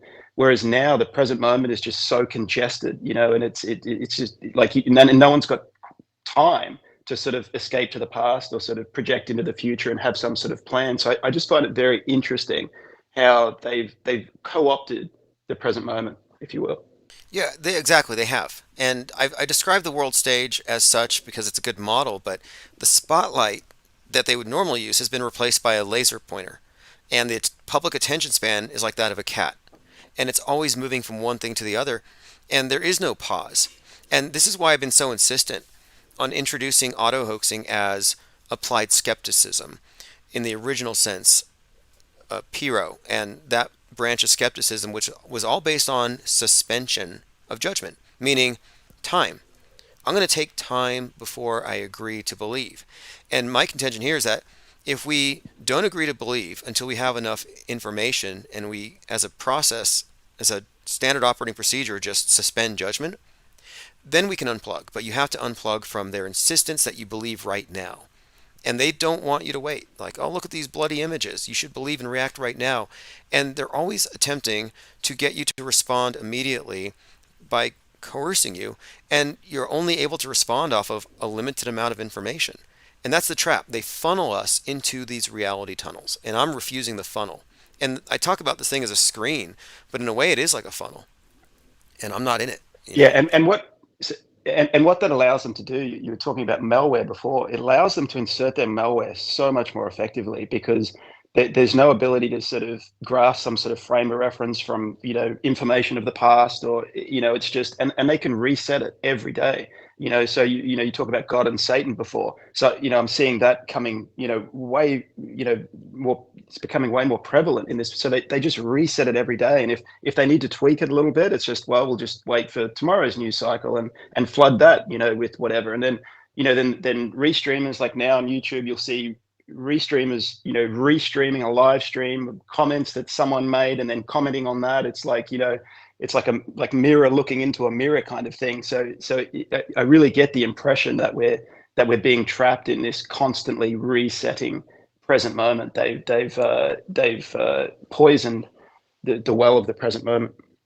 Well, actually, you're right about that. And the present moment is what they're all competing over. And it's interesting too, like about how you said how people come to believe things, because I think they use emotional appeals, which are really hard to combat. Mark Twain says it's easier to fool a man than convince him he's been fooled. Well, if they've been fooled with something that they've grasped onto emotionally, even bringing it up triggers them. Imagine trying to tell Ben Shapiro, hey, those 40 decapitated babies don't exist, and he could not have a rational conversation about that. It would override his intellect, and he would just be an emotional wreck. And to me, this is MK Ultra. If there is MK Ultra, this is it. It's on the mass scale. Yeah, and that's another thing too. Like by naming something, you dilute what the actual meaning of it is. So people associate MK Ultra with you're in some sort of Clockwork Orange dark room sort of thing, and your eyelids are open, and they're putting acid in your eyes and all the rest of it, and watch these images. But so well, that's not happening to me now. I'm not in a dark room, watching terrible images on LSD. But so I'm obviously not a victim of MK Ultra, but just we are victims of mind effing, like just constantly. And you talk about the raft, it's like, just struggling to kind of, stay above water and just get a breath and sort of say, hang on, where am I? And just the current's just pulling you with the herd. And so, getting up on the raft, you sort of, you're able to sort of have a couple of breaths and, establish, okay, where are we at? Which way's north? That sort of thing. And then you can sort of carry on. But I think it's worthwhile sort of,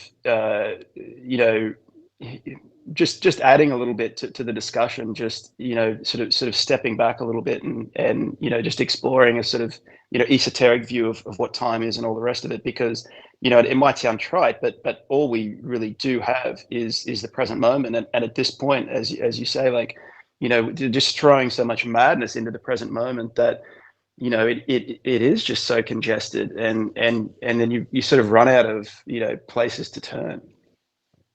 Absolutely. I mean, it's like very clear now that anybody who had any sort of sense about things intuitively that we're being lied to, that they're immediately going to reach for the solution, the truth. And we can tell now that they've been led into a controlled opposition movement where they're half-truthers. And they're still being pumped full of emotionally charged narratives. It's all propaganda and it's all mind control. And it's always hitting. It's always like Alex Jones, breaking World War III, breaking Civil War, breaking World War III. At no point it's going to be a peaceful day in the world. The world stage is defined by its chaos, and I think that's also encoded into the name. So like the world and the word world, like spinning. I think there's a connection here because the idea of the rotating world and the Copernican revolution, I think may have been a revolution against the human cognition in terms of cutting us off of any kind of intrinsic connection to the universe. As we talk about this idea of co-creation, or are we perceiving it as it's created? Because I don't think that the universe exists, as they say, as a static collection of objects floating in this vast gulf of space. I think it comes to experience as we experience it in the now.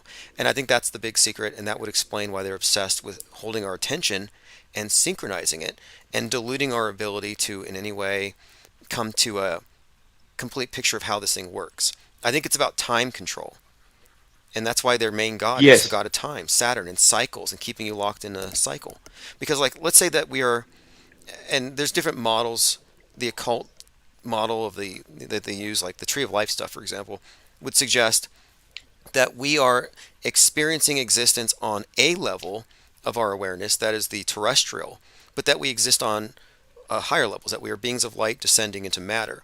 And it seems to me that the world stage is designed to keep us in matter and keep us locked in the time-space labyrinth or demiurge, creation, whatever this is. I think it's basically a matter of keeping us locked in the false sense of limited scarcity in terms of space and time. Yeah, that brings up an interesting sort of comment. And you hear about, the world is a death cult kind of thing. And I sort of play with that idea a little bit, or I used to play with that idea a little bit. And, life, there's this anxiety is thrown at us from every direction. And I used to think about that and say, what is a cure to all these sort of little anxieties? And I used to, rather than just have one cure, like, oh, if you miss the bus, or, it doesn't matter going into details, but I was looking for kind of like a skeleton key, like a pass all sort of key, like what would unlock, all anxieties, sort of like an umbrella, key to all anxieties. And, you know, paradoxically, maybe it's the fact that, we will die at one stage, and, while that might sound, a little bit morbid, in a sense, there is peace to be derived from that fact that, we will die. So I sort of find it interesting, that this, world is sort of negatively called a death cult. And so we're taught to sort of fear death as the worst possible thing. When in actual fact, like, you could look at it, we've each been given a life sentence, and you sort of just, you have to do the time. And it's almost, it's not like, praying for death or anything, but sort of, when stuff gets too much, you sort of, it is something that you can, rest on, to some extent. It's, again, it's not looking forward to death, but it's just like, hey, this is not forever.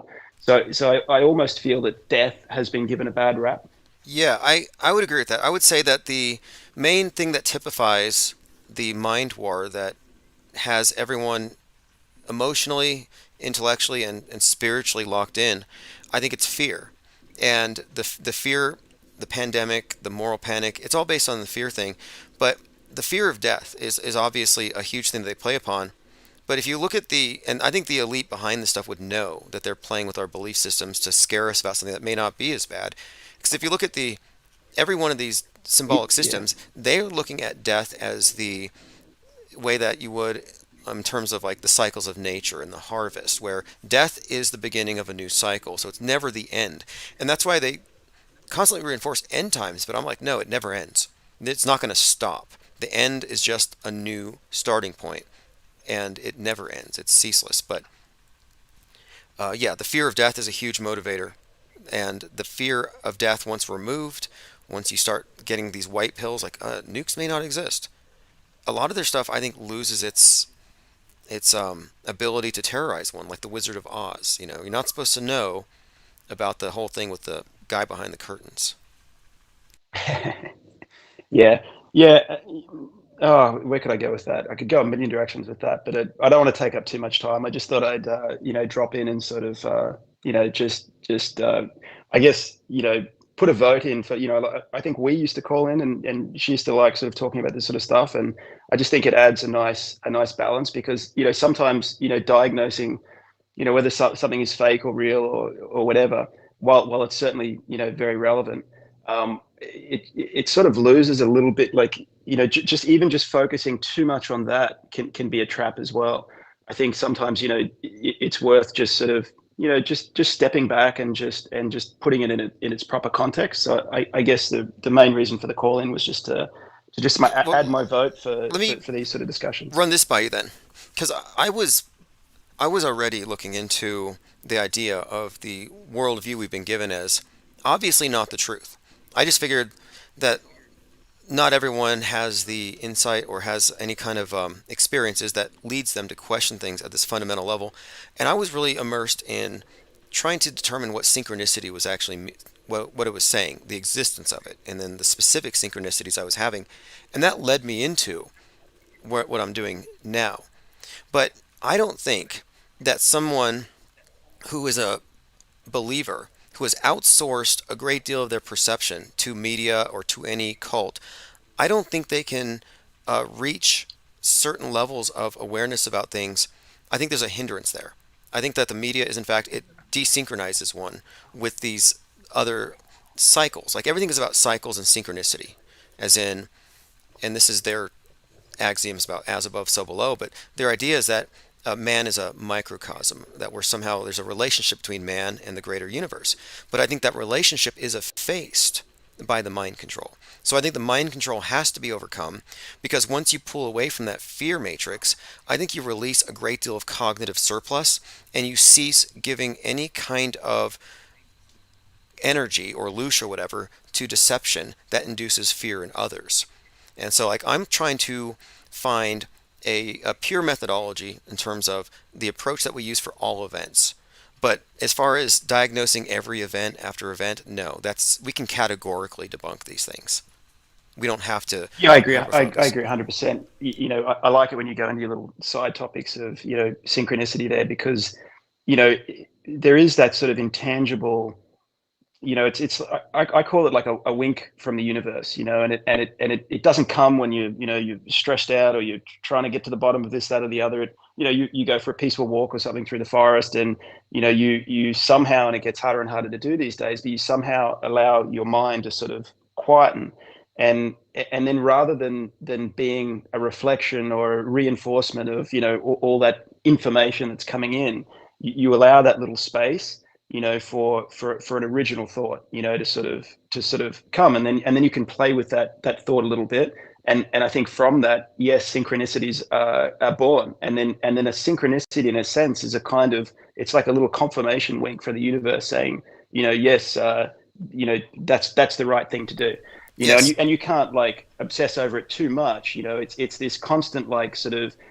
going back and in and out. I had this very pure mindset that I wanted just every moment to be ultimate bliss, and that was like my whole sort of path for, I don't know how long, and then I realized it's not that. You have to go into the mess and sort of come out of it. You need both. It's sort of like, the universe coming into existence constantly every millisecond. I don't know what physicist came up with that idea, but we have to sort of exist in the madness so that we could appreciate stepping out of it. And it's this constant kind of jumping in and out, and you can't just, like, live in a mountain and set yourself apart from the world, because the world is happening now, but the stakes are higher at this point, because the present moment is becoming so crowded. It becomes harder and harder to pull away for those little steps, but the reward is better, and you get a stronger sense of synchronicity when you are able to sort of pull out a little bit. Yeah, I think the explanation for that is that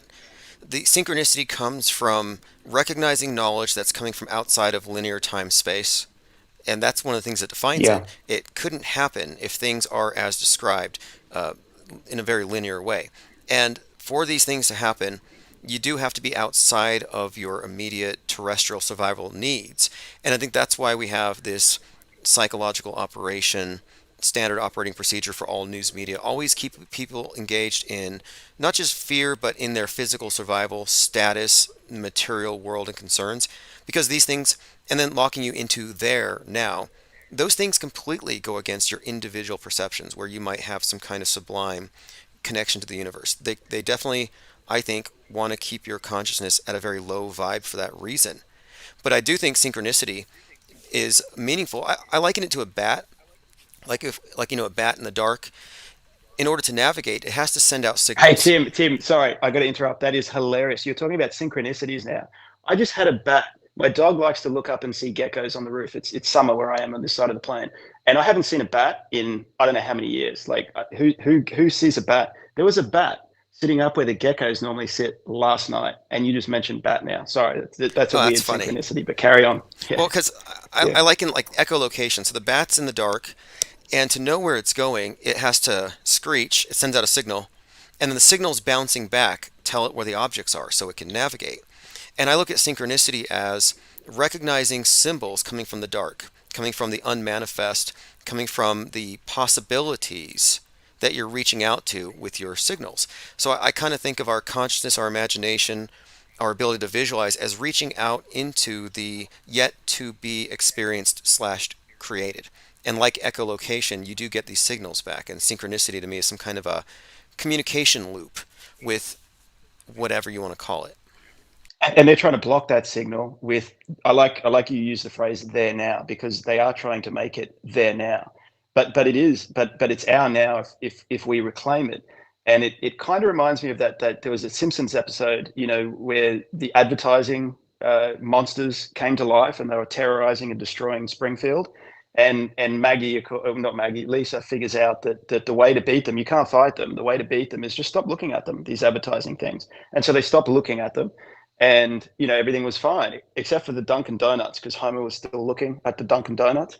But I think that's a good metaphor, because if we do, if we are able to stop, we have to, like, glance at it to see what's going on. But as long as we don't get sort of hypnotized by it and lost in it, in that sort of sense, as long as as long as we still have the capacity to lower our gaze, then we can go back in. And did you say before that you believe that we do co-create this place, or did you say you don't believe that? Well, I think it's created as we perceive and experience it.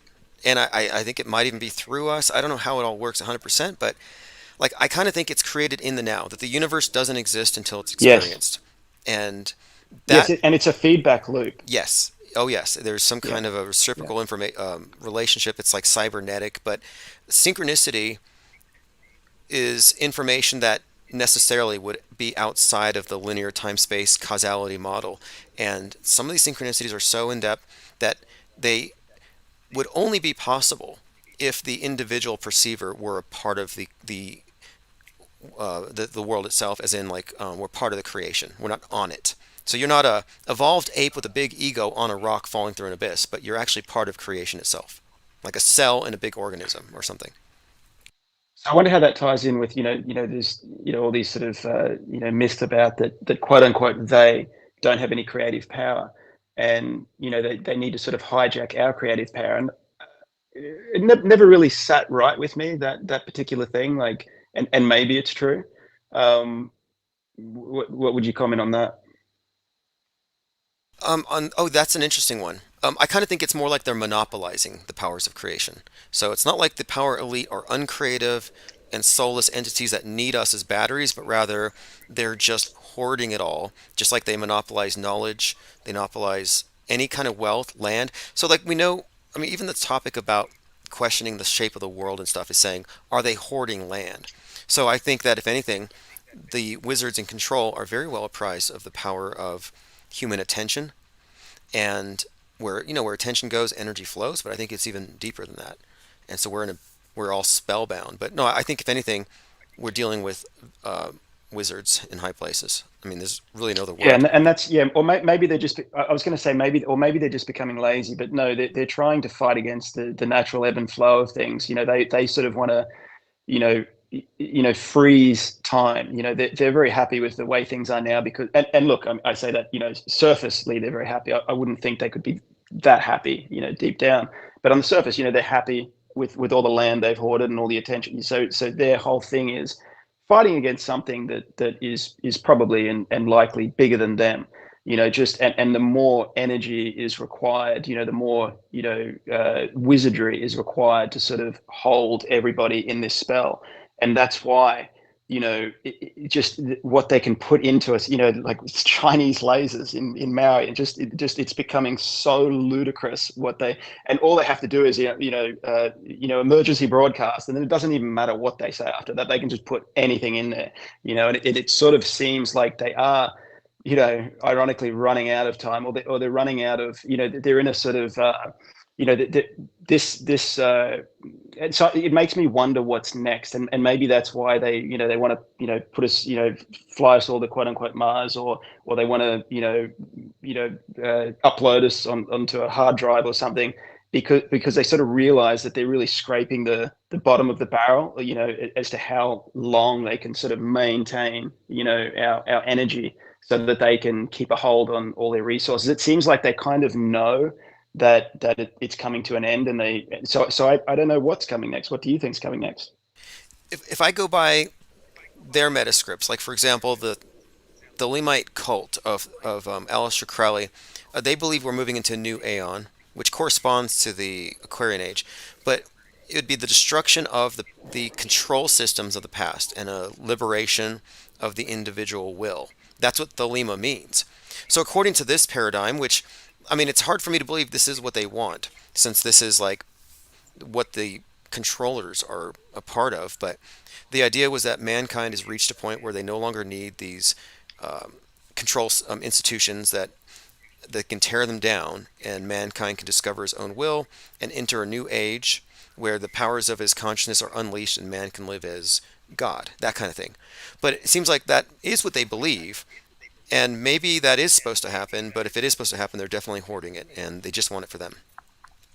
Well, then maybe this, and the last point I'll make before I jump off. Well, then maybe this is, they're setting up an initiation for us. For people on the raft, for people that can read the metascript. Maybe, like just as to shed a tear for the devil kind of thing. Like, who knows? Like maybe there is going to be overpopulation, and if you look at a logarithmic function, quite possibly, at a given point, it might not be tomorrow, but at a given point of time, there may be, too many people to sustain on, however, whether this plane is finite or not. And so maybe it is, maybe it's the fairest thing, quote unquote, they can do to like, because it's becoming very, very obvious at this point, that nothing is as it seems. So if you're kind of still locked into that, and you're still believing in everything that you're fed, well, maybe initiation is not for you. Maybe it is the least cruel thing they can do. So maybe they do want an age, the next age where individuals can live freely without any support systems and whatever, but it's for the 144,000 or whatever, the chosen few. And in their defense, they are being pretty fair with the information they're putting out. Like, it's pretty obvious, like, these days, wouldn't you say? Yeah, at this point, ignorance is a choice. It really is. Yeah. And there's too many people out there who are making the truth too available to where, yeah, if you're not seeing it, like if you're not auto hoaxing, you're not paying attention, is what I've been saying. Yeah, GTA, or GTFO, excuse me. Yep. And on that note, Tim, I'll let you go, and I'll leave the lines open if somebody else would like to call. And I appreciate the chat. Awesome. Thanks for calling. All right. Have a great day. Thanks, Tim. Bye-bye. All right. Interesting bat synchronicity. And I do think, okay, synchronicity. I'm not talking about mere coincidences, or I guess you could say, oh, well, you had a cognitive bias, or you're thinking about something, so you saw it. No, no, no. We're not talking about something with an easy cause and effect relationship. We're talking about things where coincidences align with your thoughts in such a way that could not have been orchestrated, that it's almost as though the universe would have to have rearranged itself for this to happen. But it happens in that moment, in the now. And these types of things are, in my view, indications that reality isn't quite as described. And I've had this view for a long time. So when I came across the idea that NASA was lying about the world, I was already done with the globe model, not with the universe as described. I was already thinking, well, even if it is, from our experience, from the perspective of a human being and whatever we are, it's not that simple.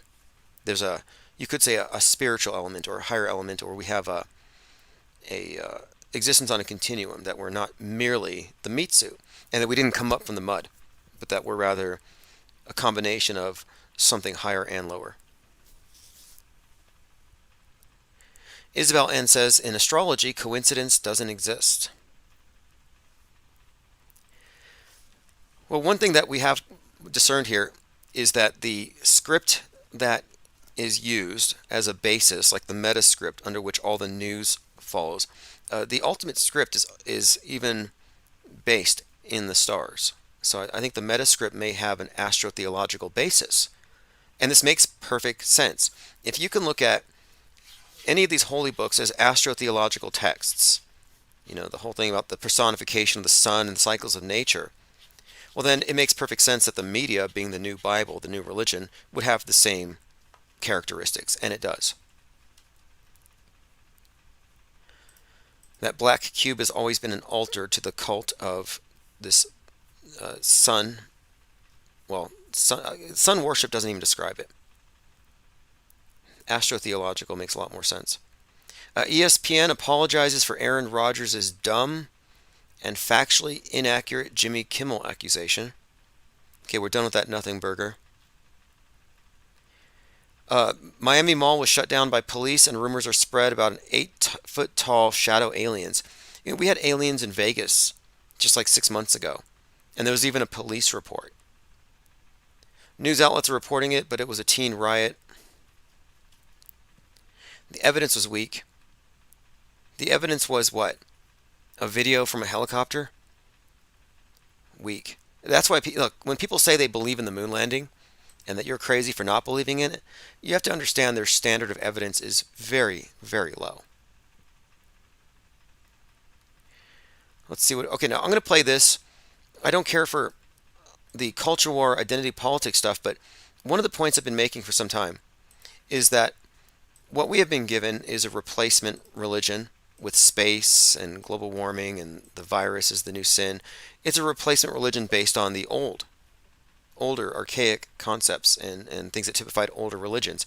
Because these things work. The mind control is being updated. But in the new religion, the old one, you was like, Christ was crucified by the Jews, and you have this dynamic of the Jews are like the scapegoat for that religion. And you have this view that the Jews are the source of all evil in the world. So it's basically Satan versus Christ, synagogue of Satan versus body of Christ. Very simple good versus evil storyline, which is how they control people. Well, in this new world order religion, which is atheistic, based on outer space, nasatology, and the pandemic model, in this new religion, they've replaced the universal scapegoat. It no longer makes sense to blame Jews for everything. The new universal scapegoat is systemic racism, and evil is now been redefined as racism. So now it's not Jewishness, but it's whiteness that will typify the scapegoat, the blame that will be the bearer of blame for everything that goes wrong in this new world. And it's already the case. We can already see it. So my point being, we have a new scapegoat in town, and it is whiteness. Now here you have some examples of people who have totally bought this narrative. Yeah, I'm racist because I'm a white person. I think all white people are racist. We have just been... This is kind of, I guess you could call it a... what they're doing here, it's like self-flagellation. It's just a bunch of people coming out saying, yeah, I'm white, therefore I'm racist. Put into this system designed to empower our white privilege. As a white person, I am super racist. Yeah, I'm racist because I'm a white person. I think all white people are racist. Again, and as bad as this is, this view that whites are to blame for everything, this is the far left critical race theory version of the world. This is the woke version. Now, what happens on the red pill version? It's the same exact thing, but it's blaming Jews. And I'm just saying one's replacing the other. Trad values, the trad right versus progressive left, CRT versus CJT, critical race theory versus critical Jew theory, same thing. Equally false also. Equally fallacious. Equally rooted in mind control politics, which I don't adhere to. Before we go, I want to play this clip here. This is from the theater of war. These are examples of inflatable tanks. Now, inflatable tanks, why would they use these? People think, okay, they have inflatable tanks because they got to trick the bad guys into thinking that they're outnumbered. We have cardboard tanks. We have inflatable rocket launchers. We even have wooden military bases, wooden ships. They fake everything. And they've been doing this for decades. This is like World War II era fake tanks, totally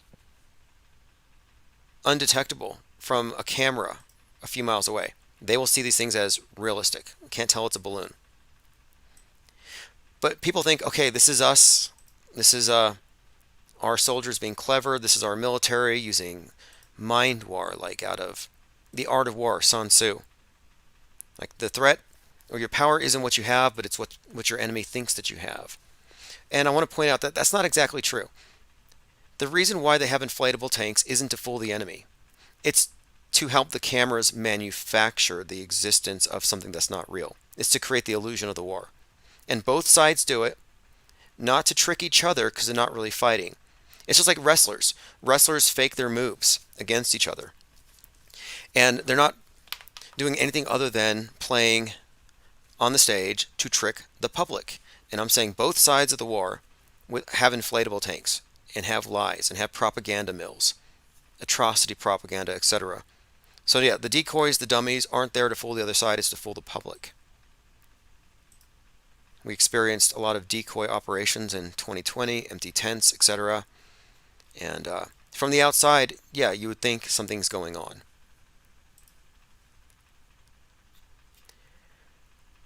All right, let's see. I'm going through your comments. The unmeted mind says we're unconsciously leaving parts of ourselves in everything. Hope they are retrievable. Interesting. T Latte says, have you seen the Cat Williams interview? Yeah, I've seen a lot of people talking about Cat Williams, and I'll have to go back and check it out. I saw some part of it, but he's getting a lot of reaction. So if you haven't been keeping up with it, Cat Williams' new interview sets Twitter and Hollywood ablaze. I'll have to watch it. It's a long one. It's a couple hours. So let me watch the whole thing before I comment on it. I've been catching some of his blowback, but I'll watch it and I'll come back and check it out. Jungle Jim says 3 hours. Stoked to catch what's left. Yeah, we've been 3 hours and 27 minutes. Well, we're going to be doing IPS morning deprograms and evening calls as a regular thing. I mean, we have to have a schedule here. It's getting there. We're getting a little more organized. It's just been busy lately. In fact, I've been working on legal stuff. Google YouTube has been served. The paperwork is in the hands of the registered agent as of yesterday about this time, so hopefully we'll have some updates soon. And I have a few more things to do as far as that case, sending in some requests, some subpoenas, but in my opinion, it's winnable. And the hard part has already been done. Serving the other party, getting them in court in the right jurisdiction, done. Bringing forth the evidence, or at least enough for them to request the documents to show that, yes, we're right. Shano Vision says, this is an interesting channel. Hope you stay on Twitch. Oh, yeah, we're on Twitch. We're on YouTube. We're on DLive. We're on Odyssey, Rumble, Kick. I think we're on a couple of others, but yes, we're always on Twitch. I tend to keep it on there on the 24/7. So if you don't know what we do here is, and I have to update the archives. I have to add some new content, but when we're not live, I keep the chat on, and we just go through replays. We have content going back years, so I'm going to be putting some effort into digging deeper and deeper back, so that whenever you go to ips.monster and you go to the live streams, there's always a chat. And then anytime you're commenting here in chat, anytime that you're posting stuff, even if we're not here or I'm not here live, all these comments do get noticed, and I tend to respond to them. So what we do here is we're trying to aggregate as many puzzle pieces as we can that aren't part of the big completed puzzle that is actually forced into completion. We're gathering information, putting it into our think tank, and seeing what we can do with it. All right, well, this has been great. We've been on for 3.5 hours, so we're going to go ahead and turn it back on over to the 24/7. If you want to get the archives, just go to ips.monster. I'll put a link below, and subscribe. You get the archives, you get newsletters. I'm writing a newsletter now. I'm writing a piece now. Can't wait to finish it. It's going to be called, or the working title is The Faux Outrage of Alex Stein. And it's just a piece about controlled opposition agents and why it matters. And why it matters that we make a distinction between controlled opposition or dupes and what we're doing. Because we represent the only skeptical media. That's absolutely a fact. There are people who think they're skeptical because they're constantly disagreeing with the mainstream. Sorry, that's not the same thing as being skeptical. The mainstream and the alternative news both use the same reality funnel. They both get filtered through the screen. Neither of them are skeptical. That's a big deal. That takes them out of reality. It's that simple. Anyway, this is Chief Crow and the Flat Earthworm's Mask of the Beast. I'll put a link to this track below. Thanks for joining. Thanks for the comments. And thanks to the callers as always. And we'll be live, I imagine tomorrow at the same time. So again, get on the newsletter. You also get live stream notifications, which are helpful because we're on so many platforms. The only way to synchronize people, really. Join us on ips.monster or Patreon. All right, this is Mask of the Beast.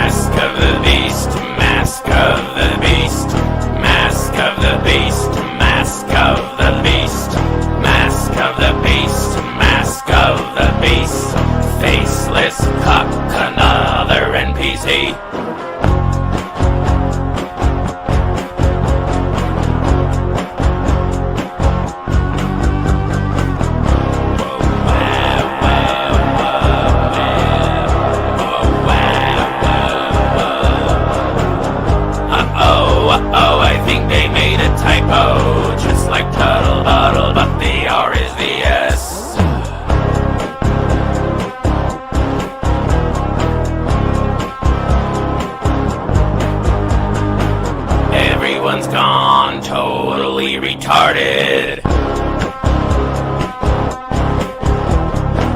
Auto believers of the television programming.